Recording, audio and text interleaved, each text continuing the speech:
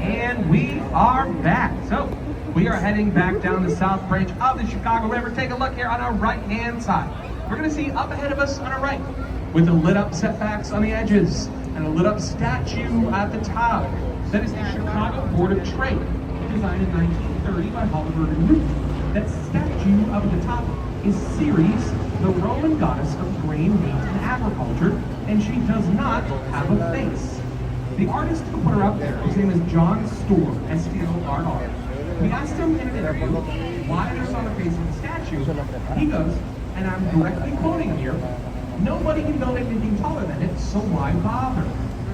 Very interesting choice of words, John, because it's dwarfed by a bunch of buildings around it, including the nearby Willis Tower. Over at the time, he had a pretty good point, because for about a quarter century and 45 stories, the Chicago Board of Trade was the tallest building in the city.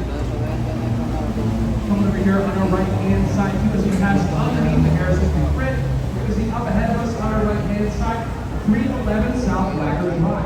It's got this octagonal tower with this rose pink granite ascending up the side there.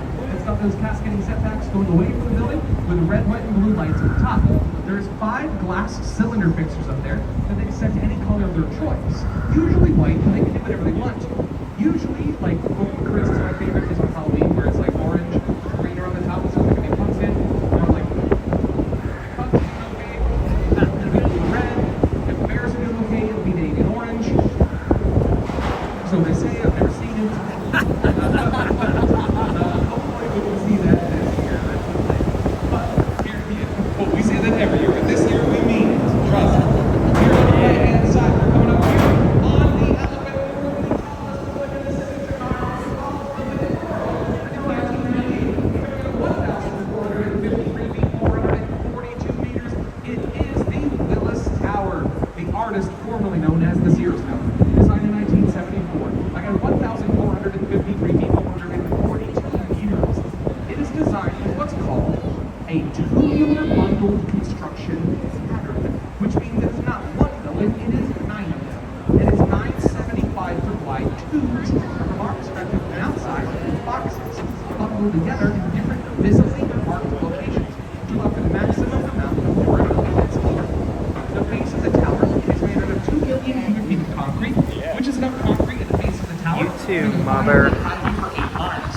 It's also surrounded by 28 acres of that thick black aluminum stretch along the outside of it. But a lot of people do ask, they say, Alex, that's cool. Also, why the name change? Why is it no longer officially the Sears Tower? And the answer to that, unfortunately, is money. So the Sears company, then Sears and Roebuck, the catalog company, they had a lot of the upper floors of the building until they moved out in 1996 to save some money. Insurance group from Great Britain, and they said, hey, we noticed you've got a whole bunch of empty, expensive floors at the top that nobody's been inside of since the 90s. We would like to buy 3 of them today, right now, but not without the naming rights for the tower thrown into that deal for free, or else we walk today, right now. And to make a very long and complicated story very short, we kind of had our backs against the wall, and we wanted to sell those floors to someone anyway, so we said, okay, and now it's the Willis Tower. And it will be until 2029, because they only got the naming rights for 20 years. It's like a test run to see if they like it. They do like it. However, due to their original contract, their naming rights will definitively end in 2029, which allows for other companies to do the same thing, to put money in to rename the building after 2029. But that, my dear friends, in my semi-professional opinion, and I say this with love, doesn't matter at all. Because anybody who lives within 200 miles of Chicago is always going to call that building the Sears Tower out of spite until we are all dead in the ground. So I don't think it's going to make too much of a difference what other people feel like calling it at the end of the day. So true. As we head back down the South Branch even still, just a quick friendly reminder, if we could please keep the volume down on the upper deck. If you guys would like to talk and have private conversations, I highly recommend that we go downstairs so you can have those conversations in private and not disrupt those folks who are trying to listen to the narration. So here on our right-hand side is part of the Hartford Plaza. We have 4 office towers between 1972 and 1991. The one that I find the most interesting is the first one. Hartford 1 on the right here on our right hand side. It's got this concrete cage on the outside, glossed in white marble veneer, which gives it the appearance of a kind of marble, but it's concrete. The concrete cage on the outside helped alleviate some energy problems we were having in the early 70s. Number one, we're going to fix for shade in the summertime. Number two, generally just making it easier to clean the windows because the window washers just have to walk around the cage to clean it up. Here on our right-hand side, the Chicago Mercantile Exchange Center, designed in 1979 by architects Fujikawa and Johnson. Is that the Exchange Center? Story connected these used to be the trading floor. These two towers, when they first came up, had a design flaw that caused the two towers. I see it.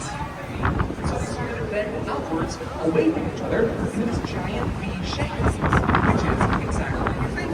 Terrifying.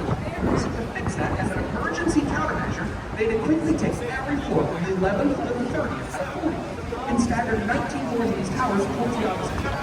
They fixed the more easy to slow down. So in essence, the weight of the bottoms will pull the tops together and balance the towers back on top of each other by changing the tower's center of gravity. Here on our right-hand side, the beautiful Chicago Civic Opera Building, a gorgeous building on the inside and out, front and back. Two styles of architecture on one building. On the back here we have this Art Deco, right? Strong vertical lines, geometric ornamentation, setbacks, limestone. You see on the back it's spelled out for us. It says Civic Opera Pavilion. Thing is, the V's that you use in a font that they choose are interchangeable, so let's say Civic Opera Building. You see these hand-carved feeder mask motifs underneath the windows and it's decorative here in the corner. Those wrap around to the other side of the building along Blacker Track. You can't actually see the French neo-classic facade. Classic French operettas with this gorgeous two-story French colonnade up front. You guys can walk right through. Definitely worth the time just to see it. Here on our right-hand side, the Bank of America Tower, finished in late 2020, so relatively new here, 53 stories tall. In this case, 770 feet. Take a look at the base.